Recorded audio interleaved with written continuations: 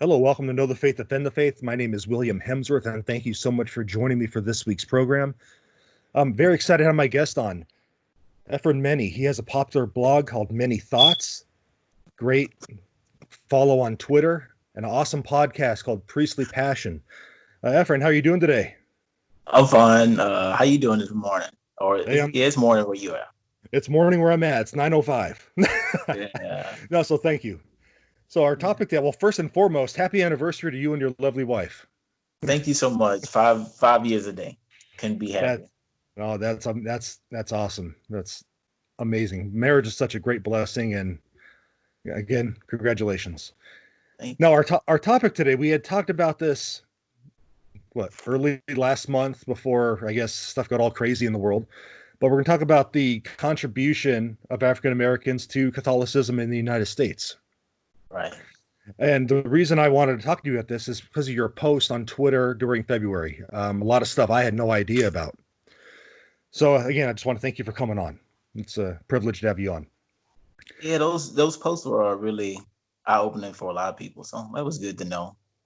Or Yeah, good to they do. no, they were definitely eye opening.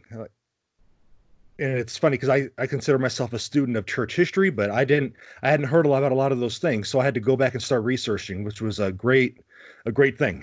As like I said, it was eye Yeah. opening for me as well. But one you've been featured on Big Pulpit a couple times, and which is a great honor. You're doing great work. But one of your articles was about Saint Peter Claver. If I'm not mistaken, he's your patron saint. Right. And so how I went about finding Peter Claver was I guess during the RCIA, it's always encouraged that or it's mandatory that you have to find a confirmation saint that you can find somebody to imitate Christ to, or Christ, somebody you can ask for intercessions for, all that good stuff in the faith. And I think in December or so, I bought a book at the half price bookstore, like 365 Days of Saints or something like that. And so for some time, I was just skimming through the book, not going in any chronological order, but just going through. And, I didn't really find anybody, despite, their remarkable records and, achievements. St. Augustine, the Irenaeus, the Francis de Sales, all those wonderful figures. But I didn't think they spoke to me, because I guess your confirmation saying that somebody's supposed to speak to you and Right. everything that you feel. And so I was just flipping through one day, and then I came to September 9th, and I read the entry on St. Peter Claver, and I was just immediately blown away by, although this very short, 200, entry on him. I ended up reading his biography by John Slattery and was just really amazed. And if I may talk a little bit about him right now. Please. Yeah, so St. Peter Claver was a Jesuit Spanish priest. He, just like many saints, he was born in nobility, a wealthy, prominent family, but somehow during the line, he felt the call to the priesthood, and so he ended up going to seminary. And so while in seminary, he ended up meeting Saint Alphonsus Rodriguez, and he was just like a lay porter, but he was extremely wise, and he ended up forming St. Peter Claver's, whole like worldview and his mission that he would go on to go in Cartagena, Colombia with. So St. Alphonsus and Peter Claver, would meet and talk all the time. And so upon him finishing seminary, St. Peter Claver goes to Cartagena, Colombia on the advice from St. Alphonsus. And Peter Claver gets there, and he's already following the work of a predecessor named Alfonso de Sandoval, who was already there in Colombia, doing similar work with slaves at one of the largest ports in the hemisphere. So Alfonso de Sandoval was and also another pivotal player who isn't really recognized in the New World, with the slave trade. But anyway, St. Peter Claver sort of picks up the missionary baton from Alfonso de Sandoval.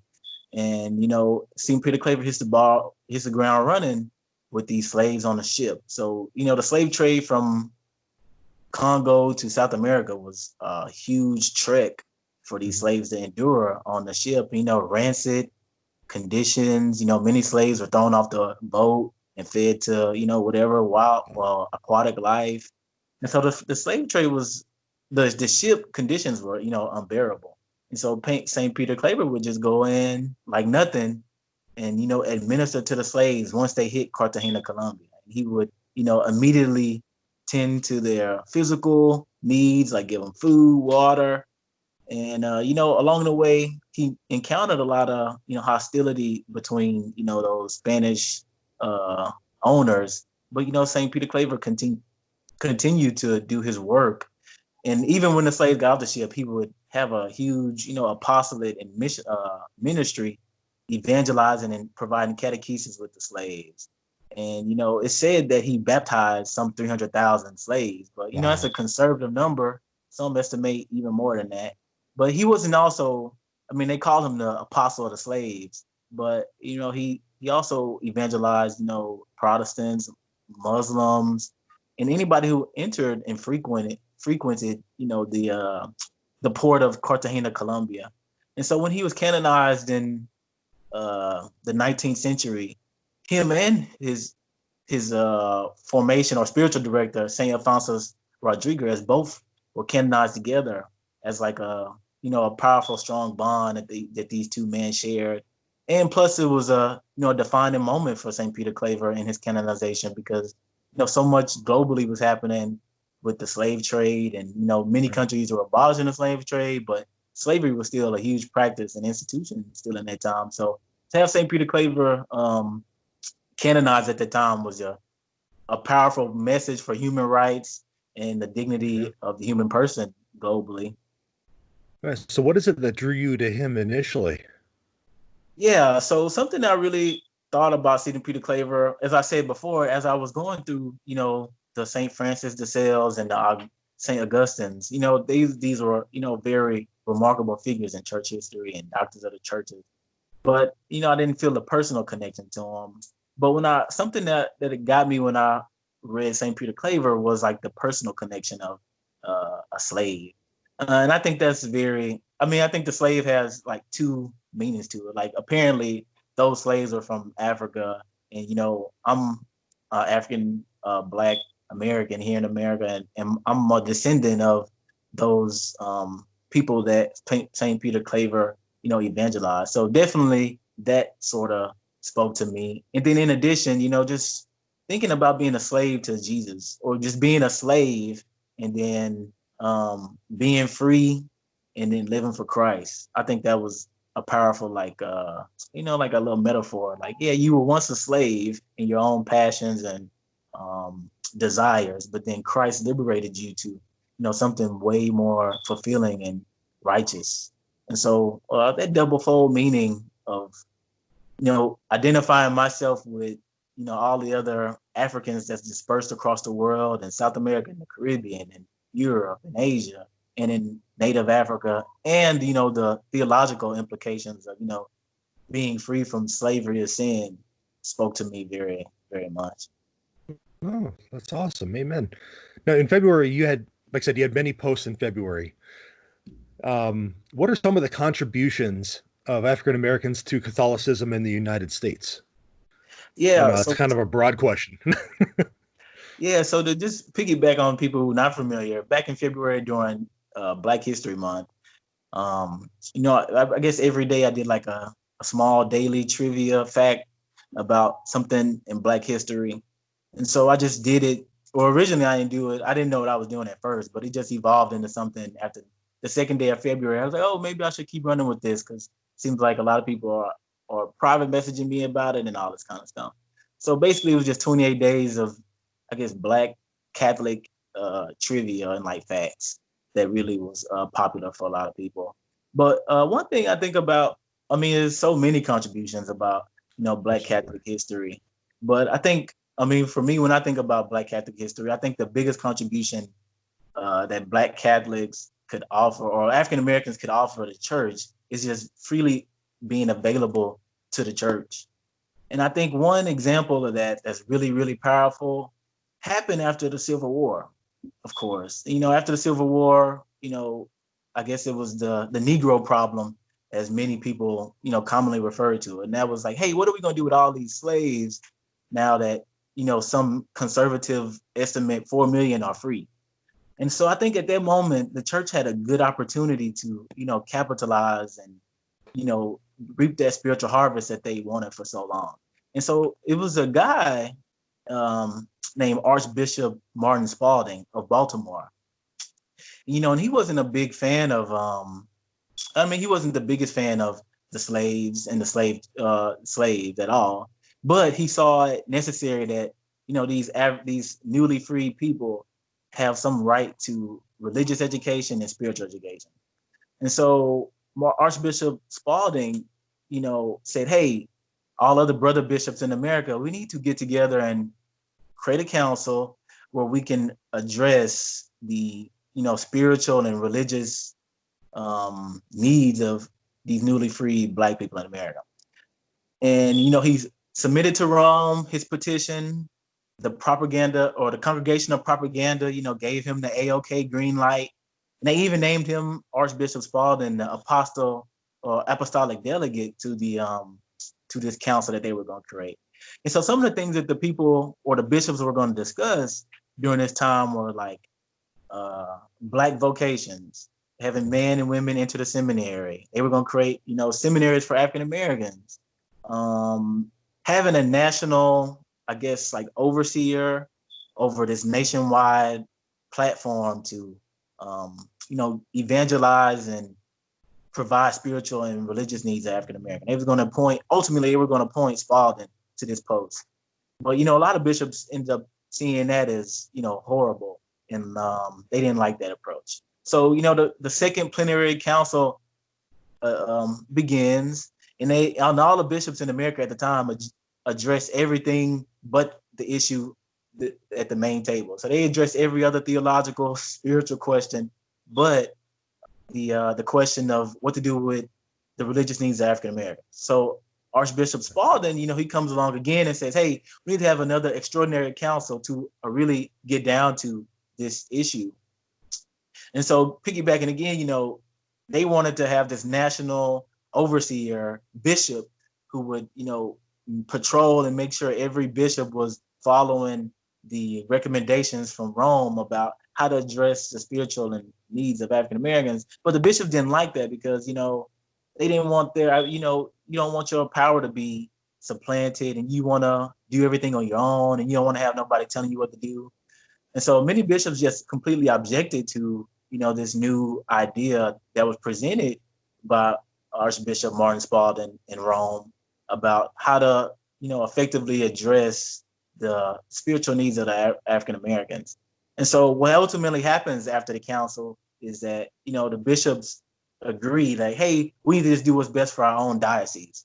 And, some of the bishops ultimately, do little small piecemeal things, but nothing really to combat the solution of Black vocations, religious needs, and seminaries. But then again, majority of bishops just go off to do the same reticence and abstention practices that they've done before. And so I bring that up as just like it's a contribution in the sense that, African Americans were freely available, and, right. We could have contributed ourselves to the church, and, we were available. But, the failure of the bishops at the time, but you had some bishops, not all the bishops, but you had a few bishops who were super enthused about this new plan from Rome. But, the bishops just didn't want to get along with it. And so ultimately what happened is the bishops go to their diocese, and some do little small things. But the bishops ultimately ask for European missionaries to come, since they don't want to, lift the weight themselves. So they petition to have, European missionaries to come to America. And, ultimately that wish would get fulfilled in 1871, I think, with the Mars Hill Fathers, who were, British missionaries dedicated to, the missions in Africa. But, they saw a bountiful harvest in America with the new slaves. So the Mars Hill Fathers came, and, Archbishop Spaulding was super happy because, finally somebody's here to, evangelize and, address the needs of these African Americans. So, I think that's a very, profound moment. I mean, when I look back on, Black Catholic history in America. Like, man, it wasn't the best plan, but it was a plan. It was a start. Yeah. So what did Archbishop Spaulding ultimately do in his region? Archbishop Spaulding, he never ceased that, trying to get the missions and, the evangelistic needs of African Americans. He just kept going, and, he did some things that he did the best that he could do, but ultimately, he wanted a national, platform for African Americans. But, Archbishop Spaulding did ultimately got his wish granted, but he died, in 1872, I think, after the Martyrs came to America from Britain. So yeah, he came. I mean, they came and they fulfilled his wish by having a group of men come who were extremely zealous and had extreme fervor for the mission for African Americans. But he didn't live to see it. Okay. Yeah. When the missionaries came, did they go to one location or did they disperse throughout the country? Yeah, so I think the Marshall Father, really typically focused in the Northeast area. That was like in the Baltimore area. Okay. And so, and another thing good about Black Catholic history too is that, when we look back at Black Catholic history, Black Catholics have typically been like central in like the Gulf Coast area, like New Orleans.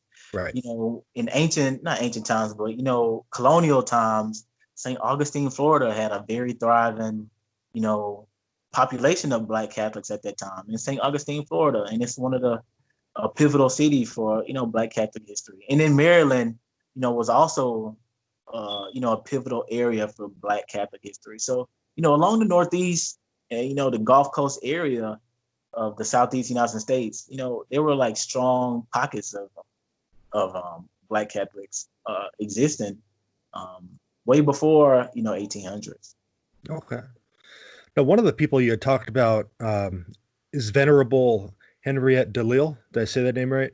Yeah. Henriette Delille of New Orleans. She's a pivotal player in Black Catholic history, and I think the thing that makes Henriette Delille comes alive is because she has like a twofold story that I think that's powerful. So Henriette Delille, is mixed race Creole woman. Her father is French or Spanish. And then her mother is, mixed race Creole Black woman. And so she grows up and she's, pretty fair skinned. And she has she grows up in New Orleans and, has the pomp and elegance of the wealthy class because of the system that they grew up in called placage. And so placage was basically a horrible system. I mean, it's really a horrible system now we think about it. Was a system in place by the French and Spanish where they could come to mate and have, mistresses basically with slaves and Native Americans without necessarily having the sacramental aspect of it. So they could have, mistresses and, common law marriage, basically, these slaves and new women without necessarily, marrying them.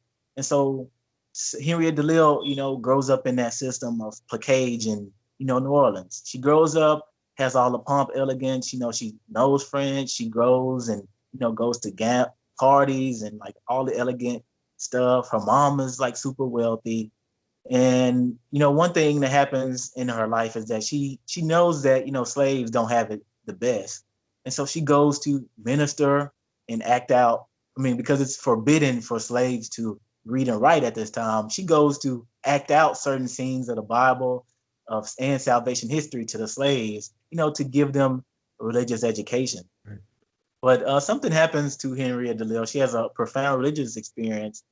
And especially when her mom dies, she gives away, in true saint fashion, she gives away all her inheritance.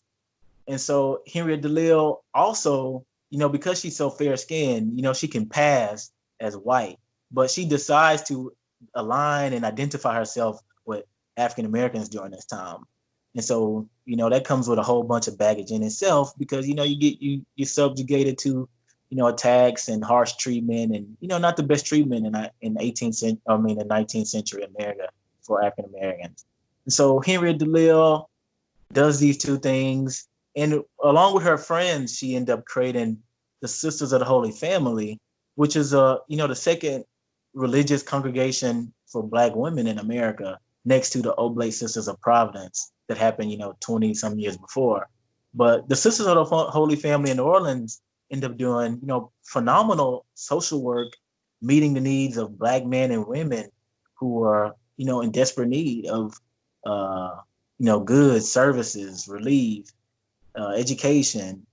And so Henriette Delille and, her and her other accomplices that, formed the Sisters of the Holy Family ended up accomplishing a lot of, good in the New Orleans area in just a short amount of time with what they had available. And so I think when I think back on Henriette Delille, especially the fact that she willingly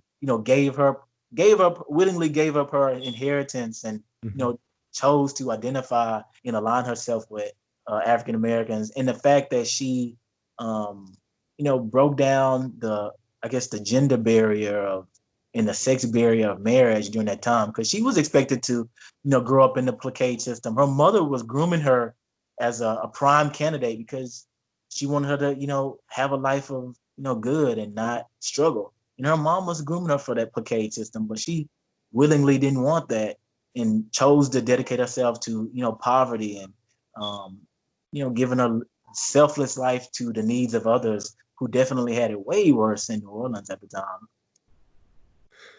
Now, how about in the 20th century? Is there any key figures in the 20th century that helped with the contribution?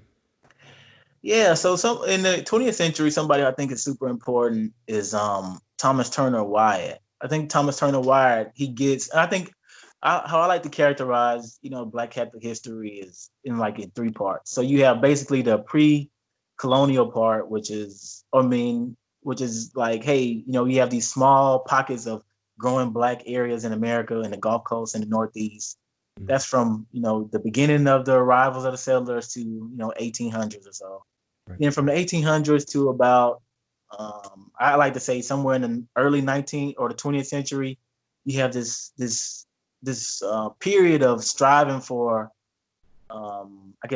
making your voice heard and, striving for legitimacy in the church. And so you see figures like Henriette Delille, Augustus Tolton, Daniel Rudd, these type of people come around who want to make, Black people's voice in the church be known and heard and legitimized. And then once you get past, the legitimizing period, you get into the modern day kind of area, from early 20th century to, kind of present to now. And so in this period, I think, Blacks just really wanted equality in institutions. And I think what Thomas Turner Wyatt did was really piggyback on the success of Daniel Rudd in the late 19th century in his Colored Congress of basically creating a caucus of the laity of African Americans. And Thomas Turner ended up doing the same thing, but he creates this new organization where, Black people, especially Black Catholics, or it's mainly for Black Catholics, can, have equality in the seminaries, in the vocations, in the religious schools. So his whole principle is seeing institutional and systematic, racism and discrimination in these white Catholic institutions being dismantled so that African Americans can, achieve full equality in what it means to be a brother and sister of Christ in the Catholic Church. And so I think his movement of the, I want to say it was called the Federated Colored Catholics, was really pivotal in driving equality in institutions. And I think one would be remiss not to include him in a summary of a key pivotal player in the 20th century. Sure. Now, how about today? What can we do as a church, as a whole, to further everything that these great people in the past started? Yeah, I think one key thing I think is super beneficial, and because when we look at Black Catholic history, is often neglected, and it is neglected. And when we look at Black Catholic history, we have figures like Blessed Solanus Casey and Elizabeth Ann Seton. These figures, overshadow, and these are great figures, by the way, in American history, and the remarkable heroic virtues that they did. These figures have done an extreme amount of good that their stories are popularized and glamorized and, the mainstream Catholic narrative. But, in Black Catholic history, we have just as many, great figures like Henriette Delille and Augustus Tolton. And, I don't think their stories get as much equality and like notoriety just because, Black Catholics don't own, or we don't have that power to own and control the narrative of the mainstream, Catholic world. But what we can do is influence it.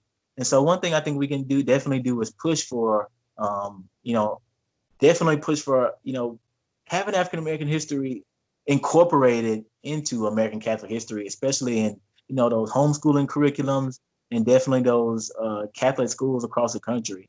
I think that's a big thing to see. I have one textbook here, just out of curiosity, that I bought from, a used bookstore, and it doesn't have anything on Black Catholic history in it. And, that's kind of appalling too, because it's like, man, African Americans have really been from the beginning, from the first settler here, have been, going extremely hard for the Catholic Church and all its contributions, and have tried to make inroads and, finding equality in the only place that we've ever found home, which is the Catholic Church.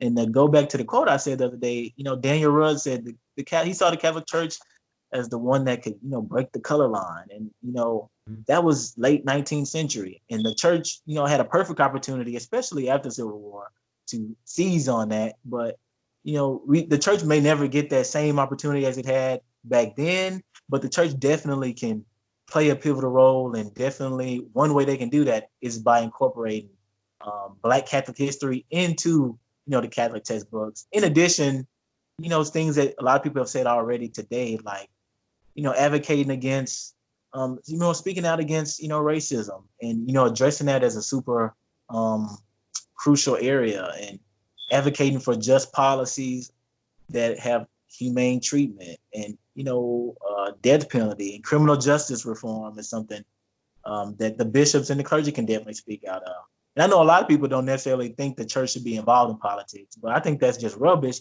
because the Catholic Church has always been involved in politics. I think the Catholic Church has been the light in the darkness since the beginning on, reining in the secular world's craziness and madness and bringing back their voice of truth on, like, hey, you guys are not following the commandments and, you're not following natural law. Here's what the church says, and here's what, is natural to all men.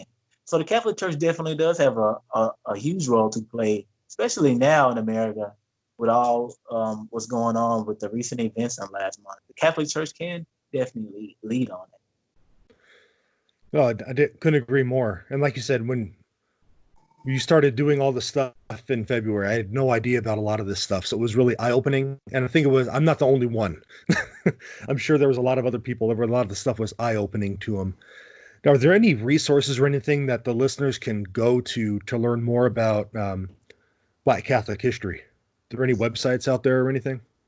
Yeah, I think one website is really good is the National Black Catholic Congress. Those guys meet up annually every year to, discuss, the needs of different parishes and talk about the state of, Black Catholics as a whole in the country. And, that's a good tradition that Daniel Rudd started in the late 19th century. For 5 years. He had the laity come together for 5 years and then somehow just disbanded. But, the National Black Catholic Congress picked that back up in the late 20th century, and they've been going strong ever since. So that's a good website. And then a lot of people have just asked me, like, hey, what's good books that you should read? And, a lot of people will say different books, but I just think the primer on, Black Catholic history is by Brother Cyprian Davis, The History of Black Catholics in the United States. I think even though it's, came out in the 90s, it still covers, from first arrival to modern times. And it goes in depth in research and footnotes and endnotes, and it has so much wealth to really give you every minute detail in Black Catholic history about figures and places and cities, both white and Black people who did marvelous things for the advancement of Black Catholics in America to see equality in the fullness of the church. Great. So how about you for a moment? Your blog and your podcast, how are those going? It's going well. I think the podcast, so Priestly Passion, is sort of like on a standstill because COVID-19, and I had a whole bunch of interviews going, but we had to stop. But I'm hoping to get back in the game with that.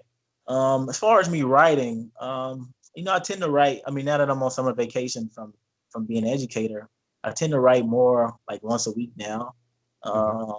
Some things I think I want to address more on the issue of the churches, just exploring more about Black Catholic history. I think I have something written about Black Catholic history that I finished, touching on that topic of, African Americans after the Civil War, and then just giving my own thoughts on it about how, it wasn't the perfect plan, but it was something to work with that they could have, developed on. So definitely continue to write more. I think it's just, just relaxing. I agree. What's your blog website? It's oh, you're gonna put me on the spot. It's at WordPress at mennythoughts.com, I think. Okay, yeah. mennythoughts.wordpress.com. Yeah. Great blog, a lot of great insights. And Efren, I thank you so much for coming on the program. Any closing thoughts you want to share with the listeners about what we talked about today? Yeah, I mean, I barely touched on a fragment of, Black Catholic history. Small portion. They're a small speck on the grand scheme of, 400 plus years of wisdom. And I would just encourage you to just continue to, everybody wants to, I've received so many direct messages like, hey, what can I do? What can I do? And it's just the best thing to do is just, learn, and not just learn just for the sake of it's trendy or it's cool, but learn genuinely just to, have a deeper appreciation for your neighbor and to love your neighbor better. And listen, listening always helps. Don't be so quick to talk, but listen and hear what others have to say, regardless if they don't look like you or don't share the same opinion. All right, amen. Well, again, thank you for coming on. And like you said, we just covered a small fraction of everything, but no doubt it's going to be beneficial for a lot of people. So I thank you very much. Take some time on your anniversary to come on. Yeah, thank you so much. You have a good one. No, you as well. God bless you. Yeah, God bless you too.